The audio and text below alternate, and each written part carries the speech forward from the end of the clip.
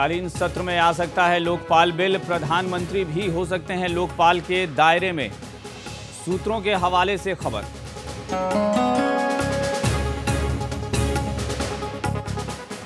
मध्य प्रदेश के कर्मचारी 75% तक निकाल सकेंगे जीपीएफ, नियमों में संशोधन के लिए कैबिनेट की हरी झंडी।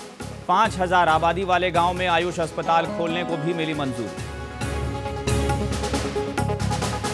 भोपाल में नगरीय प्रशासन मंत्री का घर घेरने जा रहे कांग्रेसी कार्यकर्ता और पुलिस के बीच झड़प, पानी की टंकी गिरने के मामले में कर रहे हैं विरोध।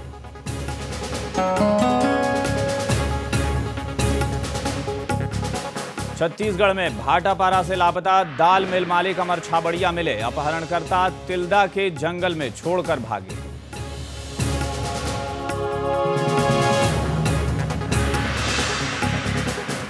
चंबल के पानी को लेकर राजस्थान और मध्य प्रदेश के बीच फिर विवाद। मध्य प्रदेश के हिस्से का 3900 क्यूसेक पानी नहर से छोड़ने पर कोटा सीएडी प्रशासन ने किया इनकार, नहरों की मौजूदा स्थिति का दिया हवाला।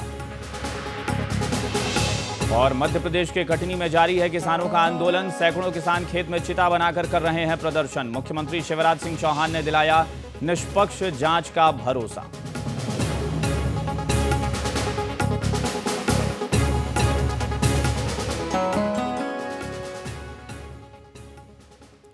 नमस्कार, खबर भारती पर आपका स्वागत है। आपके साथ मैं हूं अभिषेक कात्यायन। शुरुआत करते हैं मध्य प्रदेश की अहम खबर होशंगाबाद से है, जहां आदिवासियों के समर्थन में कांग्रेस का जल सत्याग्रह शुरू हो गया है।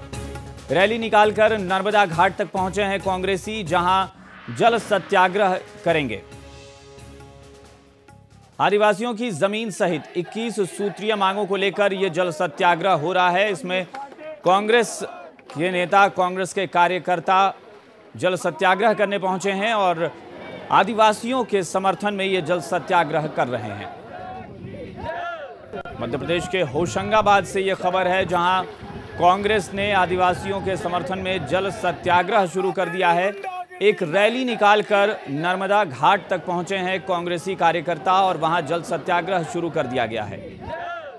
हमारे साथी आशीष मालवीय जुड़े हैं। आशीष, कितने कांग्रेसी कार्यकर्ता हैं इस वक्त जो जल सत्याग्रह में उतरे हैं? देखिए अभिषेक, बता दूं आपको कि सैकड़ों कांग्रेसी जो है जिले भर से इकट्ठे हुए हैं और होशंगाबाद के आदिवासियों के हक में लड़ाई शुरू की है। और मैं बता दूं आपको कि जल आंदोलन किया जा रहा है आदिवासियों के हक की लड़ाई में। जी अभिषेक जी, ये आदिवासियों के किस हक की बात कर रहे हैं और मामला कौन सा है? देखिए 21 सूत्री जो मांगे हैं आदिवासियों की, उसमें कई सारी उन्होंने पहलू रखे हैं। जैसे उनकी जमीनों की बात, मुख्य रूप से जमीन जो दूसरे लोगों के हक अधीनस्थ है, उस जमीन को हक दिलाना है आदिवासियों को। अभी हाल ही में जो गेहूं खरीदी हुई है उसमें एक बड़ा घोटाला सामने आया होशंगाबाद जिले में। तो इस प्रकार की करीब 21 सूत्री मांगे हैं अभिषेक, जो जिसके लिए जल सत्याग्रह किया जा रहा है होशंगाबाद में। जी आशीष, कांग्रेस कह रही है कि आदिवासियों के समर्थन में यह जल सत्याग्रह है। क्या इस सत्याग्रह में सिर्फ कांग्रेसी कार्यकर्ता हैं या फिर वाकई आदिवासियों को जुटाने में सफल रही है कांग्रेस? जी बिल्कुल, बता दूं मैं आपको कि जितने कांग्रेसी इकट्ठे हुए हैं जिले भर से, उतने ही आदिवासी भी इस आंदोलन में जिले भर से इकट्ठा हुआ है। और कांग्रेस के साथ साथ आदिवासी भी जो है जल में बैठकर आंदोलन कर रहे हैं अभिषेक।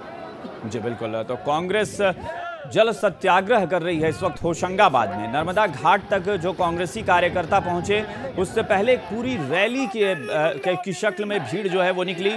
और जैसा कि हमारे साथी आशीष मालवीय बता रहे हैं कि जितने कांग्रेसी कार्यकर्ता हैं उतने आदिवासियों को भी जुटा लिया है कांग्रेस ने। और सारे कार्यकर्ता और सारे आदिवासी इस वक्त मिलकर जल सत्याग्रह कर रहे हैं। 21 सूत्रीय मांगे हैं, कई प्रमुख मांगे हैं जो आदिवासियों के हक के लिए हैं और इसी को लेकर यह जल सत्याग्रह चल रहा है।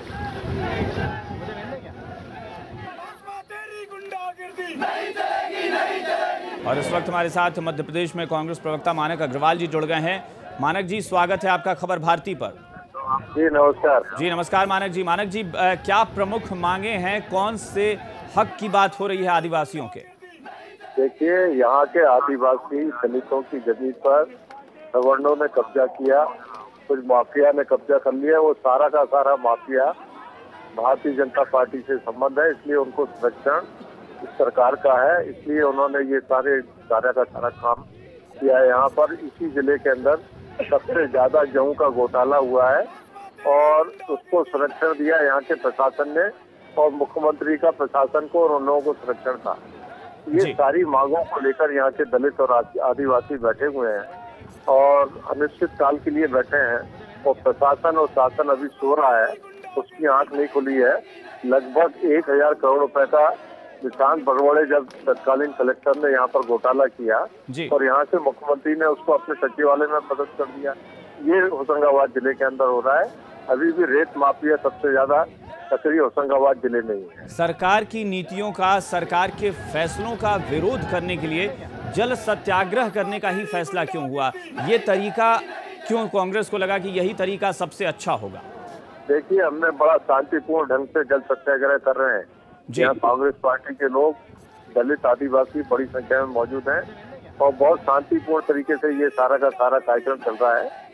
और हम समझते हैं कि हमारा आंदोलन जारी रहेगा जब तक ये सारी समस्याओं का हल नहीं हो जाता। पिछले दिनों आदिवासियों ने अपनी जमीन को बचाने के लिए जल सत्याग्रह किया था और सरकार वहां थोड़ी मुश्किल में पड़ी थी, क्योंकि वो इतना लंबा चला था सत्याग्रह कि सरकार को पीछे हटना पड़ा था, सरकार को खुद जाकर पहल करनी पड़ी थी।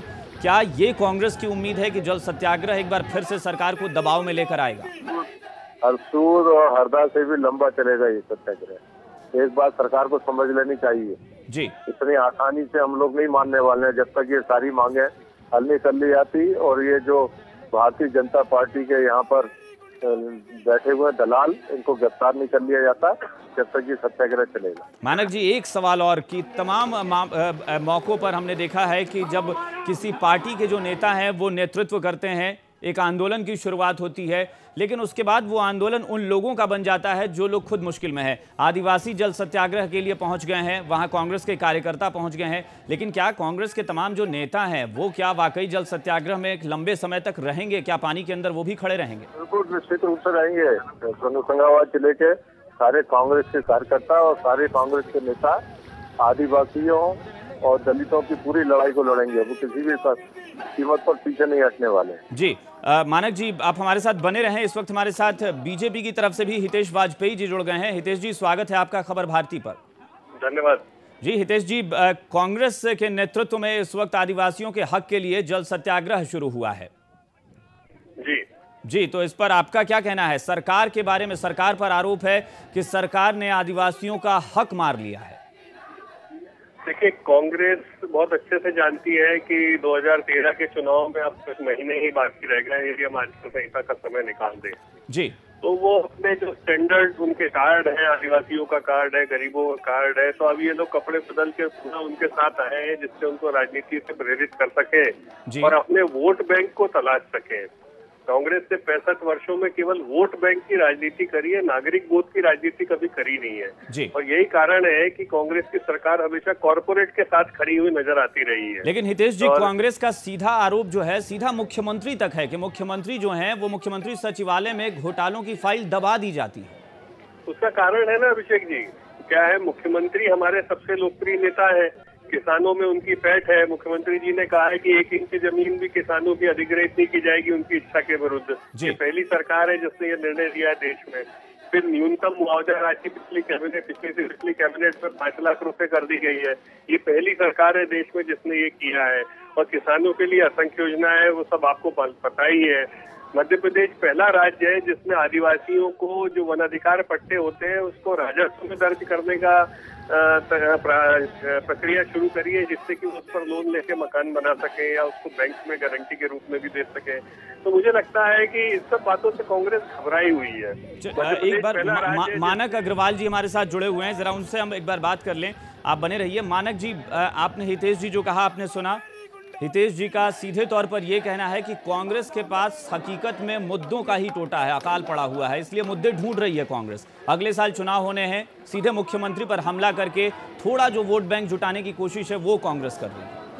देखिए, इनसे जरा पूछिए कि 1 लाख करोड़ रुपए का जो घोटाला शिवराज ने और उनकी बीवी ने, साधना ने, पूरे मध्य प्रदेश में माइनिंग घोटाला किया, गेहूं घोटाला हुआ और भूमि घोटाला इस प्रदेश के अंदर हो रहा है, तो उसके लिए कौन जिम्मेदार है? वो केंद्र सरकार हर मत के अंदर पैसा दे रही है, उसमें 80% भ्रष्टाचार मध्य प्रदेश की सरकार कर रही है, अलग अलग नामों से अपनी योजनाएं बनाकर। लेकिन मानक जी, कभी कभी व्यक्तिगत आरोप जब लगते हैं तो तमाम सवाल भी उठ जाते हैं आपने सीधे शिवराज सिंह चौहान और उनकी पत्नी का नाम लिया, लेकिन इस तरह की बातें कभी आई नहीं है। देखिए, मध्य प्रदेश में सारा का सारा घोटालों का केंद्र मुख्यमंत्री शिवराज सिंह चौहान बने हुए हैं। अभी हम जहाँ बैठे हैं इसके पीछे उनके भाई नरेंद्र मासाब के हजारों ट्रक खड़े हुए हैं, रेत भर भर कर ले जा रहे हैं और पुलिस और प्रशासन देख रहा है, कोई कार्रवाई नहीं कर रहा उनके खिलाफ। हमारे ठीक पीछे आप जरा अपना कैमरा चलाकर देखिए तो आपको सब चीजें दिख जाएगी।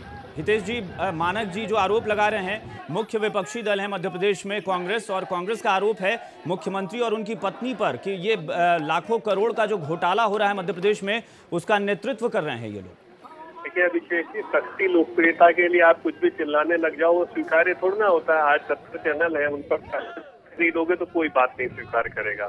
रहा मानक जी ने होशंगाबाद में जाकर जो काम करने का प्रयास किया है, क्योंकि मानक जी होशंगाबाद से इस बार चुनाव लड़ना चाहते हैं, इसीलिए वो पानी में उनने कहा उतर जाओ तो चुनाव जीत जाएंगे।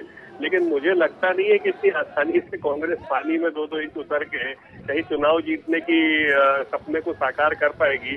तो मानक जी को मेरी शुभकामना है कि होशंगाबाद से जरूर चुनाव लड़े, लेकिन इन मुद्दों के आधार पर होशंगाबाद से चुनाव लड़कर वो जीत पाएंगे इसकी आशंका मुझे बहुत कम है। और आदिवासी तो बहुत अच्छे से कांग्रेस को समझने लगे हैं साहब। जैसा मैंने आपको बताया, आदिवासियों की वनोपज को पहली सरकार है मध्य प्रदेश जिसने न्यूनतम समर्थन मूल्य देने का काम किया, चाहे वो महुआ हो, चाहे हर्रा हो, और अब तो कोदो कुर्सी, इन सब चीजों को हम लोग शामिल कर रहे हैं। तो अब लोगों के अभिषेक जी मन से जुड़ना पड़ता है। नारे लगा देने से या इस प्रकार से राजनीतिक नौटंकियां करने से मुझे नहीं लगता है कि हम चुनाव जीत पाएंगे। हितेश जी, कुल मिलाकर हमारा तो मकसद ये है कि वो आम लोगों तक वो बात पहुंच सके कि जो मुद्दे हकीकत में हैं। अब चूंकि आप सत्ता में बैठी हुई पार्टी की तरफ से हैं, मानक जी विपक्षी पार्टी की तरफ से हैं, आदिवासियों की हकीकत में सुध कौन ले रहा है, ये आदिवासी शायद बेहतर तरीके से समझ सकें कि आखिर कौन उनकी सुन रहा है।